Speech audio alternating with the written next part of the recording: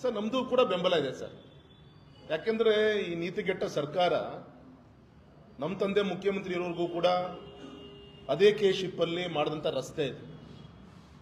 ನಾವೇನು ಟೋಲ್ ಹಾಕಿದ್ದಿಲ್ಲ.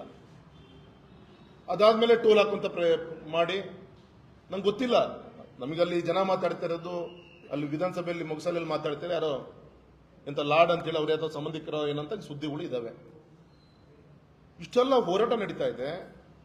ಜಿಲ್ಲಾಧಿಕಾರಿಗಳು ಬಂದು ಅಲ್ಲಿ ಆಶ್ವಾಸನೆ ಕೊಟ್ಟಿದ್ದಾರೆ, ಸರ್ಕಾರಕ್ಕೆ ಗಮನಕ್ಕೆ ತರ್ತೀನಿ ಅಂತ ಹೇಳಿ. ಇಷ್ಟು ಒಂದು ವರ್ಷದಿಂದ ಹೊಡೆದಾಟ ನಡೀತಾ ಇದೆ, ಹೋರಾಟಗಳು ನಡೀತಾ ಇದೆ. ಇದರ ಮಧ್ಯೆ ಮೊನ್ನೆ ಒಂದು 2 ತಿಂಗಳು KSIDC ಅವರೇ ಹ್ಯಾಂಡ್ಲ್ ಮಾಡಿ ಮತ್ತೆ ಅದನ್ನು ರೀಟೆಂಡರ್ ಮಾಡಿದ್ದಾರೆ. ಮತ್ತೆ ಅದೇ ಕಾಂಟ್ರಾಕ್ಟ್ ರೀಟೆಂಡರ್ ಮಾಡಿಕೊಟ್ಟಿದ್ದಾರೆ. ಇಂಥ ನೀತಿಗೆಟ್ಟ ಸರ್ಕಾರ. ಮತ್ತು ಕಾನೂನು ಪ್ರಕಾರ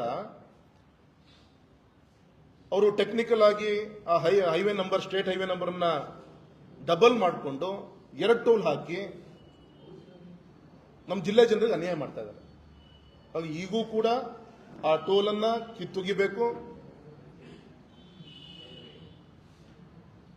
ಬೇರೆ ರೀತಿಯಲ್ಲಿ ಸಾಲ ಬೇಕಂದ್ರೆ ತೀರಿಸ್ಕೊಳ್ರಿ.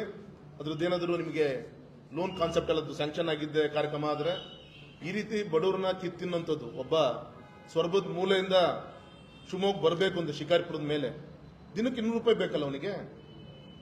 ನಮ್ಮ ಶಿರಾಳಕೊಪ್ಪದಿಂದ ಶಿಕಾರಿಪುರ ದಿನ ತಾಲೂಕು ಆಫೀಸಿಗೆ ಬರಬೇಕು ಅಂದ್ರೆ ಅವನಿಗೆ 100 ರೂಪಾಯಿ ಬೇಕಲ್ಲ. ಗುಂಡಾಗಿರಿ ಮಾಡ್ತಾ ಇದ್ದಾರೆ. ಗುಂಡಾಗಿರಿನ ಟೋಲ್ ಯಾವನೋ ಏಜೆಂಟ್ ಮುಖಾಂತರ ಸರ್ಕಾರದ ಪ್ರೊಟೆಕ್ಷನ್ ಇದೆ ಅಂತ ಹೇಳಿ. ಹಾಗಾಗಿ ನಾಳೆ ಕೂಡ ಅದಕ್ಕೂ ಕೂಡ ನಾವು ಹೋರಾಟ ನಾವು ಕೂಡ ಪ್ರಯತ್ನ ಮಾಡಿ. ವಿಜೇಂದ್ರ ಅವರು 2 ಸತಿ ಹೋಗಿ ಬಂದಿದ್ದಾರೆ. ಮೊನ್ನೆ ಇಬ್ರು ಹೊಟ್ಟಿದ್ವಿ, ಲೋಕಸಭಾ ಸದಸ್ಯರು, ನಾನು ಶಾಸಕರು ಇಬ್ರು ಬೆಳಗಾವಿಗೆ ಹೊಟ್ಟಿದ್ವಿ. ಜಾರಕಿಹೊಳಿ PWD ಮಿನಿಸ್ಟರ್ ಏನಾಗುತ್ತೋ ಇಲ್ಲೋ ಕೇಳೋಣ ಅಂತೇಳಿ. ಪಾಪ ಅವ್ರದ್ದು ಕತ್ತಿ ಅವ್ರದ್ದು ಯಾವುದೋ ವಿದ್ಯುತ್ ನಿಗಮದ ಒಂದು ಎಲೆಕ್ಷನ್ಲಿ ಭಾರಿ ಭಾಷಣಗಳು ಕೇಳ್ತಾ ಇದ್ವಲ್ಲ, ಇದು ಸಂದರ್ಭ ಅಲ್ಲ ಅಂತ ಸುಮ್ಮನೆ ಅಷ್ಟೇ. ಹಾಗಾಗಿ ಇಷ್ಟೆಲ್ಲ ನಡೀತಾ ಇದ್ರು ಕೂಡ ಮತ್ತೆ ಟೋಲ್ ಅನ್ನು ರೀಟೆಂಡರ್ ಮಾಡಿದ್ದಾರೆ. ಯಾವುದೇ ನೈತಿಕತೆ ಇಲ್ಲ ಇವರಿಗೆ.